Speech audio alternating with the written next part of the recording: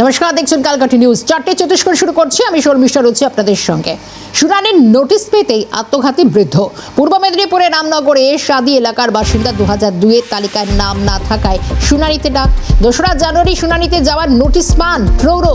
প্রবল চিন্তায় গলায় ফাঁস লাগিয়ে আত্মঘাতী প্রৌঢ়। রামনগর থানায় অভিযোগ দায়ের করেছে মৃতের পরিবার। শুনানির নোটিশ পেতেই ঘটনা বলে জানা যাচ্ছে। রামনগরের সাদি এলাকার বাসিন্দা।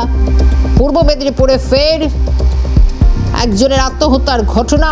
শুনানির নোটিশ পেতেই আত্মঘাতী এক বৃদ্ধ বলে অভিযোগ তুলছে পরিবার। শুনানির নোটিশ, আতঙ্ক আর এই সব কিছু জেরে আত্মঘাতী হয়েছেন ওই বৃদ্ধ, এমনটাও জানা যাচ্ছে।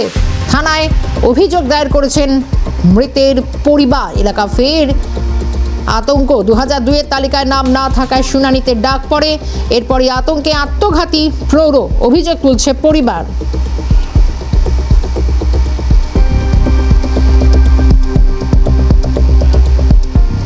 হাওড়া ডোমজুড়ে বিডিও অফিসের সামনে বিক্ষোভ। BLA 2দের নিয়ে তৃণমূল নেতার বিক্ষোভ। এখানে ভোটার শুনানি কেন্দ্র করা হয়েছে। কমিশনের বিরুদ্ধে তোপ তৃণমূল নেতা ও কর্মীদের। BLA 2দের শুনানি কক্ষে ঢুকতে দেওয়ার দাবি তুলছে পরিবার। একবার দেখাই কি ঘটে। এখন একটা বিদ্রোহ পড়ে আছে নির্বাচন কমিশন, তারা নোটিশ জারি করেছে। বাড়িতে গিয়ে নির্বাচন কমিশনের বাড়িতে গিয়ে তাদেরকে হেয়ারিং করার জন্য ঘুরিয়ে দেখে তাদের হেয়ারিং করছে। কমিশন হায় হায় হায় হায় হায় হায় কমিশন হায় হায় হায় হায় কমিশন হায় হায় হায় হায়।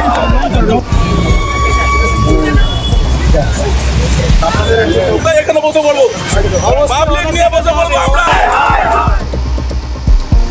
আজও হয়রানির অভিযোগ উঠছে শুনানি কেন্দ্রে। 95 বছর বয়সী যাকে আসতে হয়েছে শুনানি কেন্দ্রে, আসছেন টোটো, অটো বা কিংবা অ্যাম্বুলেন্সে করে। কেউ লাঠিতে ভর করে পৌঁছে গিয়েছেন শুনানিতে। এবং শুধু তাই নয়, 15 কিলোমিটার, 20 কিলোমিটার, 25 কিলোমিটার দূরে শুনানি কেন্দ্রে যেতে হচ্ছে। হয়রানি বছর 95 জয়গুণ নিছাব বিবির। এই মহিলা যাকে আসতে হয়েছে বয়সের ভারে হাঁটতে কষ্ট, দৃষ্টিশক্তি অনেকটাই ক্ষীণ। অটো ভাড়া করে তিনি শুনানিতে এসেছেন বলেও জানা যাচ্ছে। 95 বছর বয়সী বৃদ্ধার এইভাবে শুনানি কেন্দ্রে পৌঁছানো। পরিবার কি বলছে শুনবো। শরীর খারাপ খুব। বয়স কত? বয়স 85 বছর বয়স। 85 বছরের যারা বয়স তারা তো নির্বাচন কমিশনের বাড়িতে গিয়ে তো হেয়ারিং হবে। হিয়ারিং করলো না কেন? হ্যাঁ, অসুস্থ তো। আর দেখো তো, মানে আন্টি বাড়ি তো নামের ভুল নাকি কোথায় বাইরে চলে গেছে নাম, সেই নাম সংশোধন হবে এখানে। লিস্টের নাম্বার দিয়েছে, তাই 80 বছর বয়স। তারপরে নাম্বার, হ্যাঁ, তারপরে নাম্বার দিয়েছে। শারীরিক অবস্থা খারাপ, পর্যাপ্ত পুলিশ আনলাম। বিটা বেশি ব্যাপারে তালিকার নাম নেই না। ওই জন্য ডেকেছে। হ্যাঁ 2025 সালে নাম আছে। 25 সালের এবারে 100 হয়ে গেছে। মায়ের বয়স 100 বছর। বলি আমাদের হিয়ারিং করেছে। কালকে তো নির্বাচন কমিশন বলেছে যে এখানে নিয়ে আসতে হবে না, বাড়ি বাড়ি যাবে। আমাদেরকে বলিনি তো। এই চাই ভোটের হ্যাঁ ভোটের সংশোধন করতে এসেছি। ভোটের আপনার নাম ওঠেনি? হ্যাঁ হ্যাঁ, নাম উঠেছে, মানে নামের কি সমস্যা কি আপনার? কি শুনে টাইম বলতে আপনি শুনানি কেন্দ্রে আসছেন? এই ভোটের শুনানি কেন্দ্রে আসছেন? হ্যাঁ হ্যাঁ, বলো। হ্যাঁ শরীর অবস্থা খুব খারাপ নাকি?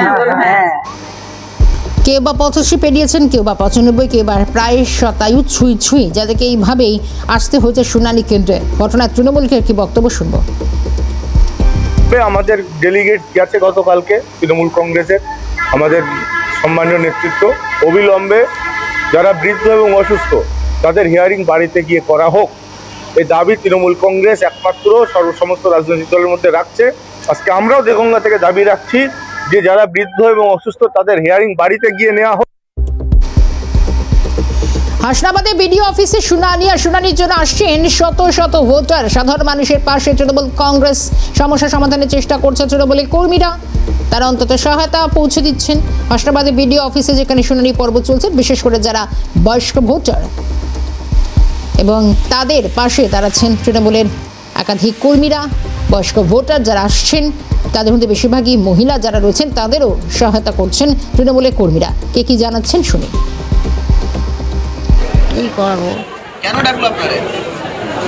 ভোটের সম্বন্ধে ডাকলো। আর নাম রয়েছে? না, আমার সেই যে সময় ভোট হয়েছিল সেই সময় আমার খুব শরীর খারাপ ছিল, আমি উঠতে পারতাম না, ভোট দিতে পারিনি। আপনি কত বছর ধরে ভোট দিচ্ছেন? আমার অত ঠিক নেই বাবা। এখন এখন এখন আমার নাতি আসবে, ওই আসলে ও ঠিক করে সব বলিয়ে দেবে। প্রত্যেকবার তো ভোট দেন এখন, তারপরেও আপনার আবার এখানে শুনানির জন্য ডেকেছেন। তৃণমূল যুব ব্লক সভাপতির বক্তব্য। একটা 92 বছর বয়স মহিলা, সে এখনও তার প্রমাণ করতে হচ্ছে সে ভোটার কিনা, সে বৈধ ভোটার কিনা। এর চেয়ে লজ্জা মনে হয় আমাদের কাছে আর কিছু নেই। হ্যাঁ, কথা বলতে পারছে না, এটা আমাদের কাছে লজ্জার। এই নির্বাচন কমিশন বিজেপির কথা মতো, বিজেপির মানে ইন্ধনে বিজেপির কথা মতোই এখানে যেভাবে বলছে সেইভাবেই তারা এসআর করার চেষ্টা করছে।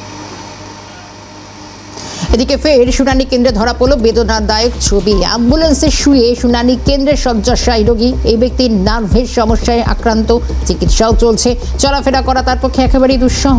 শ্রীনিকেতন ব্লক অফিসে হাজির কালিকাপুরের এই বাসিন্দা অ্যাম্বুলেন্সে করে পেশেন্ট নয়, কিন্তু প্রায় বলা যায় যে তার একাধিক সমস্যা তো রয়েছে। নার্ভের রোগী পেশেন্ট তো অবশ্যই বলা চলে, কিন্তু তাকে এই মুহূর্তে আসতে হয়েছে অ্যাম্বুলেন্সে করে শুনানি কেন্দ্রে।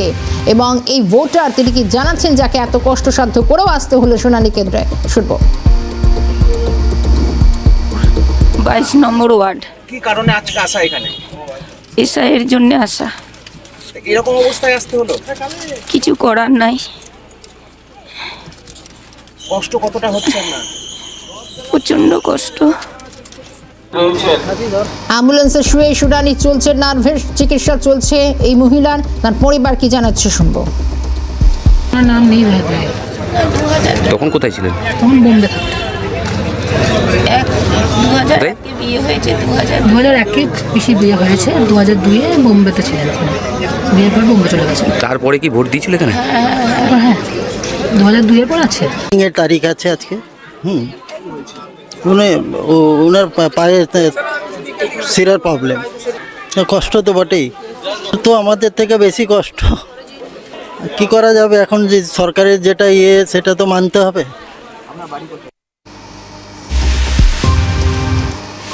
এদিকে বারাসত অ্যাম্বুলেন্সে করে শুনানি কেন্দ্রে পৌঁছেছেন অনেকেই। 2002 এর নাম না থাকায় শুনানিতে ডাক পড়েছে। দীর্ঘদিন ধরে বিছানায় শয্যাশায়ী রোগী, ভোটার, বরিশাল কলোনি 30 নম্বর ওয়ার্ডের বাসিন্দা। কমিশনের কাছে বাড়িতে হিয়ারিং এর আবেদন, বয়স 85 না হওয়ায় আবেদন নাকচ কমিশনের। বাধ্য হয়ে অ্যাম্বুলেন্সে করে শুনানিতে যেতে হলো। শুনানি কেন্দ্রে পৌঁছলেন অসুস্থ এই ব্যক্তি। কমিশন প্রশাসনের জায়গায় নিয়ে যাচ্ছে কটাক্ষ পাল্টা তৃণমূলের।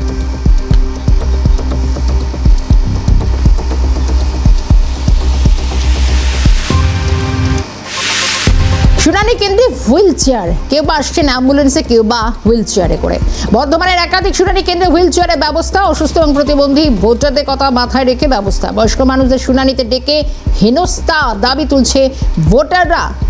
যদিও একাধিক কেন্দ্রে হুইল চেয়ারের ব্যবস্থা করা হয়েছে, বর্ধমানের একাধিক শুনানি কেন্দ্রে এই ছবি। অসুস্থ এবং বিশেষভাবে সক্ষম যারা ভোটার রয়েছেন তাদের কথা মাথায় রেখে এই ব্যবস্থা। এবং অসুস্থ এই সমস্ত ভোটাররা তারা কি বলছেন, শুনবো। হাসপাতাল করার জন্য আসতে পারছিলাম না, আমাকে বলে আসতে হবে, না এলে তোমাদের ভোট থেকে নাম বাদ চলে যাবে। করলে হয়, মানুষের অসুবিধা দেখতে হয়। ওষুধ পা ভাঙা, বুঝতে পারছি না, কষ্ট হচ্ছে। এখন আমি বসতে পারছি না, মনে হচ্ছে আমি নিচে শুয়ে থাকলে ভালো হতো, একটু আরাম হতো। এটা করে তুলে নিয়ে এসেছে আমাদের পাড়ার ছেলেগুলো কটা। হিয়ারিংয়ে আবার হিয়ারিংটা হচ্ছে আত্মীয় জায়গায় আমি নাম বসিয়ে ফেলেছি, মানে ওর মা বাবার নাম বসিয়ে ফেলেছি। আর 2002 যেহেতু নাম আছে, ওটা হবে না। ওটা বলছে যে 2002 অনুযায়ী হবে আর কি। তা সেই কারেকশানটুকু করার জন্যে আসতে হয়েছে। অসুবিধা তো হচ্ছেই, এই বয়স্ক লোক আমি, তারপরে আমার 76 বছর বয়স হয়ে গেল, আমি হার্টের পেশেন্ট। অন্যদিকে এই সমস্ত যারা ভোটাররা আসছেন অসুস্থ অবস্থায়, তাদের পরিবার কি জানাচ্ছে, শুনবো। হাড় ভেঙে গেছে, উনি আসতে পারছিলেন না। আমার তো বলতে এটা ঠিক হচ্ছে না। যেভাবে বিএলওর যে বাড়ি বাড়ি যেভাবে কাজটা করছেন ওনারা, যেভাবে বিনা এও গেল না, যে স্বামী গেল কাজটাও হয়ে গেল, জমা পড়ে গেল, কিন্তু তার পদ্ধতিতে সেভাবে বিএলওদের বাড়ি বাড়ি গিয়ে উচিত ছিল। খুবই অবস্থা খারাপ, হাড় ভেঙে গেছে, উনি আসতে পারছিলেন না।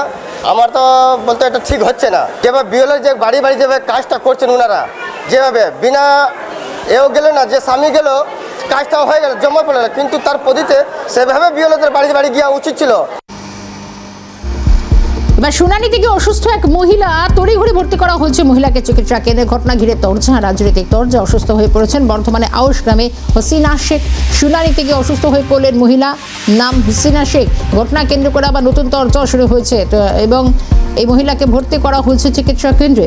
শুনানিতে গিয়েছিলেন, তারপরে অসুস্থ হয়ে পড়েন, এমনটাই অভিযোগ তুলছে পরিবার।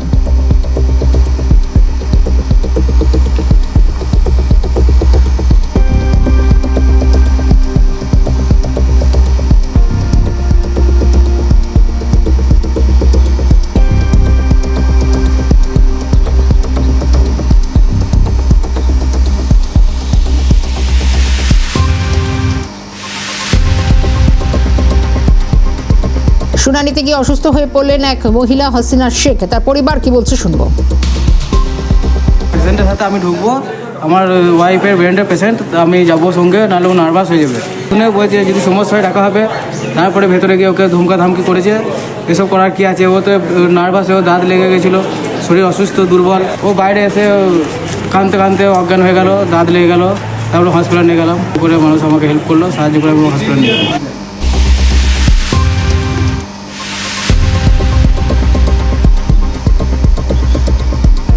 শুনানি থেকে অসুস্থ এক মহিলা, তার পরিবারের অভিযোগও শুনলাম, ভিডিওর প্রতিক্রিয়া। এমন না, ঠিক আছে, তো তিনি হঠাৎ করে অসুস্থ বোধ করেতে তাকে সমস্ত হসপিটালে পাঠিয়ে ব্যবস্থা করা হয়। বিময় সাহেবকে আমি ফোন করে দিয়েছিলাম, খবর নিলাম ভালো আছে, ঠিক আছে।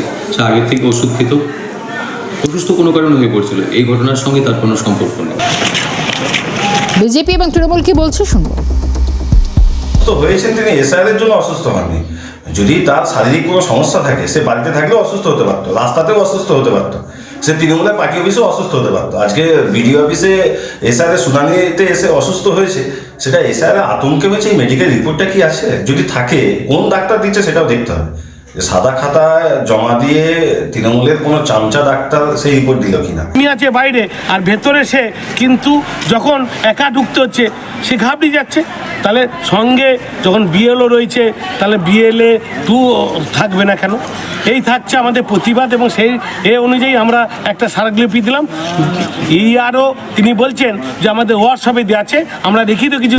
ফেরাম খবরে ফেরাদ হাকিমকে অভিযুক্ত বলে আক্রমণ অমিত শাহের। কলকাতায় এসে ফেরাদ হাকিমকে আক্রমণ অমিত শাহের। দুর্নীতি প্রসঙ্গে তৃণমূলকে শাহিত।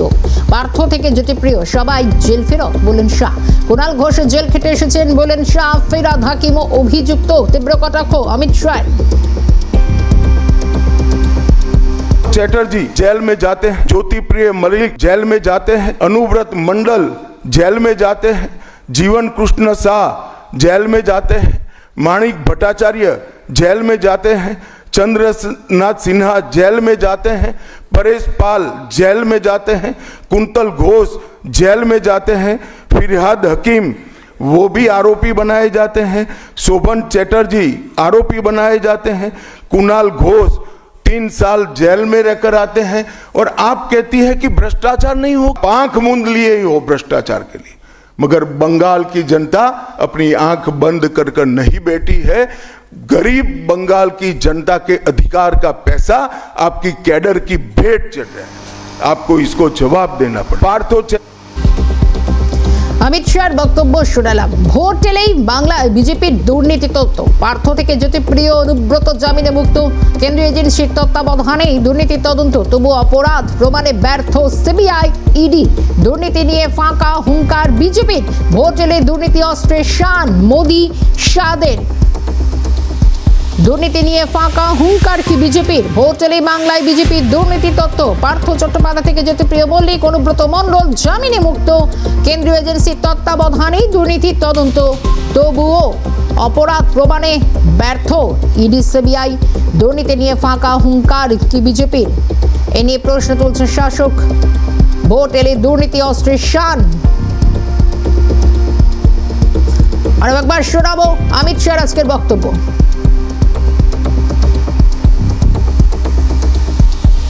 पार्थो चैटर्जी जेल में जाते हैं, ज्योति प्रिय मलिक जेल में जाते हैं, अनुव्रत मंडल जेल में जाते हैं, जीवन कृष्ण शाह जेल में जाते हैं, माणिक भट्टाचार्य जेल में जाते हैं, चंद्रनाथ सिन्हा जेल में जाते हैं, परेश पाल जेल में जाते हैं, कुंतल घोष जेल में जाते हैं, फिरहाद हकीम वो भी आरोपी बनाए जाते हैं, शोभन चैटर्जी आरोपी बनाए जाते हैं, कुणाल घोष 3 साल जेल में रहकर आते हैं, और आप कहती है कि भ्रष्टाचार नहीं हो, आंख मूंद लिए ही हो भ्रष्टाचार के लिए। मगर बंगाल की जनता अपनी आंख बंद कर कर नहीं बैठी है। गरीब बंगाल की जनता के अधिकार का पैसा आपकी कैडर की भेंट चढ़ रहा है, आपको इसको जवाब देना पड़ेगा। पार्थो चैटर्जी একদিকে 26-এর ভোটে অনুপ্রবেশী ইস্যু, এসআইআর আবহে বার্তা দিয়েছেন অমিত শাহ, অন্যদিকে এবং দুর্নীতি প্রসঙ্গে কড়া বার্তা দিয়েছেন অমিত শাহ স্বরাষ্ট্রমন্ত্রী। একদিকে বাংলা জুড়ে চলছে এসআইআর, শুনানি প্রক্রিয়া শুরু হচ্ছে এবং এই আবহে অনুপ্রবেশকেও যেরকম হাতিয়ার করেছেন অমিত শাহ, সঙ্গে ভোট এড়িয়ে দুর্নীতি অস্ত্রের শান, বিজেপির দুর্নীতির তথ্য সামনে আসে। ভোট এড়িয়ে বাংলায় বিজেপির দুর্নীতির তত্ত্ব, পার্থ চট্টোপাধ্যায় থেকে জ্যোতিপ্রিয় মল্লিক, অনুব্রত মণ্ডল যারা জামিনে মুক্ত, কেন্দ্রীয় এজেন্সির তত্ত্বাবধানে দুর্নীতির তদন্ত, তবু অপরাধ প্রমাণে ব্যর্থ ইডি সিবিআই। দুর্নীতি নিয়ে কি ফাঁকা হুঙ্কার বিজেপির? উঠছে বিভিন্ন প্রশ্ন। ভোট এলে দুর্নীতি তথ্যে শান বিজেপির। অমিত শাহ যে একদিকে অনুপ্রবেশ ইস্যুতে তার বক্তব্যে উঠে এসেছে, অন্যদিকে দুর্নীতি ইস্যুতে রাজ্যের শাসক শিবিরকে যথেষ্ট আক্রমণ শানিয়েছেন কেন্দ্রীয় স্বরাষ্ট্রমন্ত্রী অমিত শাহ। পার্থ চট্টোপাধ্যায়, জ্যোতিপ্রিয় মল্লিক, অনুব্রত মণ্ডল, এমনকি কুণাল ঘোষ, তিনিও 3 বছর জেলে থেকেছেন। কেন্দ্রীয় এজেন্সির তত্ত্বাবধানে দুর্নীতির এই তদন্ত, তাহলে ভোট এলে বাংলায় বিজেপির এই দুর্নীতি তথ্য সামনে আসছে, এ নিয়ে প্রশ্ন উঠছে। কিন্তু বাংলা এবং একাধিক বিভিন্ন মহল তারা প্রশ্ন করছে, তাহলে কি দুর্নীতি তথ্যে শান এবং অপরাধ প্রমাণে ব্যর্থ সিবিআই ইডি? তৃণমূল নেতা আইনজীবী বৈশ্বনাথ চট্টোপাধ্যায় রয়েছেন আমাদের সঙ্গে। বৈশ্বনাথ দা, অমিত শাহ বলছেন যে পার্থ চট্টোপাধ্যায় থেকে অনুব্রত মণ্ডল, এমনকি কুণাল ঘোষ যারা জেল খেটে এসেছেন, কিন্তু এক্ষেত্রে দাঁড়িয়ে বারবার দুর্নীতি অস্ত্রেই আক্রমণ শানিয়েছেন, কিভাবে দেখছেন? আসলে পর্যটকরা তো নির্বাচন আসলে পর্যটন করতে আসেন এই বাংলার মাটিতে। উনি বলছেন এই নাম যারা জেল খেটেছে, তাহলে উনি নিজেও তো জেল খেটেছেন। উনি আয়নায় নিজের মুখটা দেখুন, উনি তো জেলে ছিলেন, অমিত শাহ জেলে ছিলেন না। আর উনি বলতে ভুলে গেছেন যে ওনার প্রধানমন্ত্রীকেও কিন্তু সিবিআই ডেকেছিল দাঙ্গার পরে, আর ওনারা তো চিদম্বরমজির মতো আইনজীবীকেও তো জেলে ঢুকিয়েছিলেন। ওনারা অরবিন্দ কেজরিওয়াল মতো ইন্ডিয়ান রেভিনিউ সার্ভিসের পাস করা লোক, তাকেও জেলে ঢুকিয়েছিলেন, সোরেনকে জেলে ঢুকিয়েছিলেন। এখনো পর্যন্ত কি কিছু প্রমাণ করা গেল? ক্ষমতায় আছে বলে কেন্দ্রে তাই সেন্ট্রাল এজেন্সিকে ব্যবহার করছে। যেদিন ক্ষমতায় থাকবে না তখন অমিত শাহ ঠিকানা কিন্তু উনি যা করলেন ওনাকে সেই পাপের ফল ওনাকেও ভোগ করতে হবে। এটা বাংলার মাটি, এখানে এরকম বাইরে থেকে এসে বড় বড় কথা বলে কোনো লাভ হয় না, এটা দুর্জয় ঘাটি, ওটা জানতে হবে।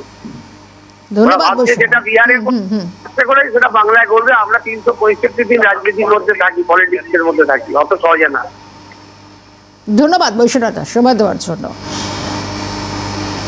কেন্দ্রীয় এজেন্সির তত্ত্বাবধানে দুর্নীতি তদন্ত এবং অমিত শাহ আজকে যে বলছেন, যে কথা তিনি বলেছেন, ভোট এলেই একদিকে যেরকম বাংলায় বিজেপির দুর্নীতি তথ্য সামনে এসে পার্থ চট্টোপাধ্যায়, অনুব্রত মণ্ডল, জ্যোতিপ্রিয় মল্লিক সবাই জেল খেটেছেন। কুণাল ঘোষ তৃণমূল নেতা, তিনিও 2 বছর জেল খেটে এসেছেন। কিন্তু প্রশ্ন উঠছে, দুর্নীতির তদন্ত চলছে কেন্দ্রীয় এজেন্সির তত্ত্বাবধানে, তবুও কি অপরাধ প্রমাণে ব্যর্থ সিবিআই ইডি?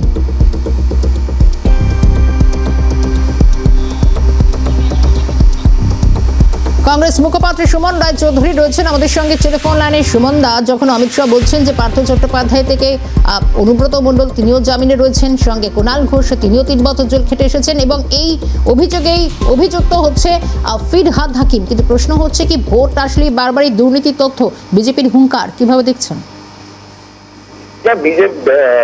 তৃণমূল কংগ্রেস একটা দুর্নীতিগ্রস্ত দল, এতে কোনো সন্দেহ নেই।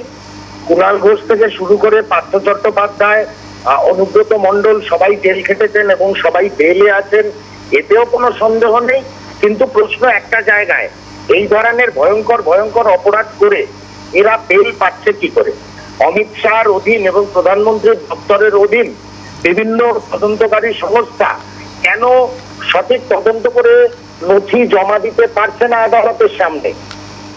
তারা স্লো চলছে বলেই, কোনো একটা ইশারাতে তারা স্লো চলছে বলেই না আজকে এই ধরনের ভয়ঙ্কর তৃণমূলী অপরাধীগুলো বেল পেয়ে যাচ্ছে। তা আমি যদি বলি যে বিজেপি সরকার এবং তার তদন্তকারী সংস্থা এই তৃণমূলের অপরাধীগুলোকে বেল পেতে সাহায্য করছে, আমি কি ভুল বলবো? আমার তো মনে হয় না আমি কোনো ভুল বলবো। এদের মমতা বন্দ্যোপাধ্যায় এবং নরেন্দ্র মোদীর একটা ট্যাসিট আন্ডারস্ট্যান্ডিং আছে যে যত যাই অপরাধ করুক তোমার সরকার থাকবে, তোমার চোরগুলোকে আমি বেল পাইয়ে দেবো। এই ধরনের আন্ডারস্ট্যান্ডিং এর উপরে ভিত্তি করে এই ঘটনাগুলো ঘটছে। আর অমিত শাহকে জিজ্ঞেস করুন আপনার দলের কতজন লোক অপরাধ করেছে, ইদানিং কালে দেখা গেছে তারা কতজন লোক বেল পেয়েছে, কাদের কাদের আপনি মালা করিয়েছেন, সেই উত্তরগুলো তো অমিত শাহকে দিতে হবে। এই তৃণমূল কংগ্রেস আর ভারতীয় জনতা পার্টি হচ্ছে একটা কয়েনের এপিক আর ওপিক, দুটোই অপরাধী দল, কিন্তু অপরাধের আঙ্গিকগুলো আলাদা। সেই জন্য এরা এই যে মক ফাইট করে যাচ্ছে নিজেদের মধ্যে, এতে বাংলার মানুষ একটুও অবাক হচ্ছে না। ধন্যবাদ সুবন্ধা। এই মুহূর্তে আরো একজন টেলিফোন লাইনে রয়েছেন আমাদের সঙ্গে সিপিএম সাংসদ বিকাশ রঞ্জন ভট্টাচার্য। বিকাশ রঞ্জন বাবু, যে ঘটনাটা সেটা হচ্ছে যে কুণাল ঘোষ থেকে শুরু করে পার্থ চট্টোপাধ্যায়, জ্যোতিপ্রিয় মল্লিক, তারা প্রত্যেকেই জেল খেটে এসেছেন। বলছেন অমিত শাহ, ফিরহাদ হাকিমও অভিযুক্ত, কিন্তু বারবার কেন্দ্রীয় এজেন্সি দিয়ে তো তত্ত্বাবধানে এই তদন্তগুলো চলছে। বারবার বিজেপির ভোট লাশের দুর্নীতির তথ্য সামনে আনা, কিভাবে দেখছেন? তিনি অমিত শাহ তো বললেন না ওদের নেতা শুভেন্দু অভিযুক্ত, ফিরহাদ হাকিম, শুভেন্দু, এরা সকলেই তো একইভাবেই দুর্নীতিগ্রস্ত টাকা নিচ্ছিলেন হাত পেতে। সেটা বলতে কি অমিত শাহের কষ্ট হলো নাকি? অমিত শাহ ওর ছোট ভাই দিদির ছেলে মেয়েদের গালাগালি করছে, উনি নিজেও তো জেল খেটেছিলেন এক সময়। দুটি দলই হচ্ছে দুর্নীতিগ্রস্ত, আপাদমস্তক দুর্নীতিগ্রস্ত বিজেপি এবং তৃণমূল। নির্বাচনের আগে এখানে এসে বড় বড় কথা বলছেন। ইতিপূর্বে নির্বাচনের আগে তিনি বলেছিলেন আমাদের ভোট দিলে আমরা 3 মাসের মধ্যে সারদা নারদা সব তদন্ত করে দেবো। আসলে এই দলটার ডিএনএ হচ্ছে অসত্য কথা বলা, বিভ্রান্ত করা, এবং একেবারে তুলনামূলকভাবে দুদলই এখন একে ওকে গালাগালি করবেন। উনি তো মনে মনে এসে এখানে মমতাকে ধন্যবাদ জানিয়ে গেলেন গোপনে যে তিনি সরকারি জমি দিয়ে দুর্গা মন্দির করছেন, জগন্নাথ মন্দির করছেন।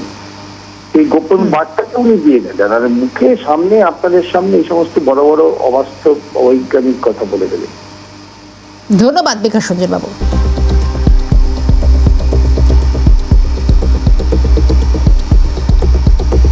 সেরকম মমতা বন্দ্যোপাধ্যায়ের বক্তব্য। আমাদের লোক যদি দুর্নীতি করে আমি অ্যাকশন নিই। তোমরাও তো 4 জনকে অ্যারেস্ট করেছিলে, কিন্তু জেলে তো রাখতে পারোনি। তারা ছাড়া পেল কি করে? উত্তর দাও। আর তোমাদের যারা ডাকাতি করছে, মেয়েদের উপর ধর্ষণ করছে, তাদের ছেড়ে দিচ্ছ। হাতরাজ ভুলে গেছো, উন্নয়ন ভুলে গেছো, সারা ভারতবর্ষ ভুলে গেছো। কিন্তু বাংলায় যত কিছু হলে বাংলা তোমার কাছে কোনোদিন মাথা মতো করবে না।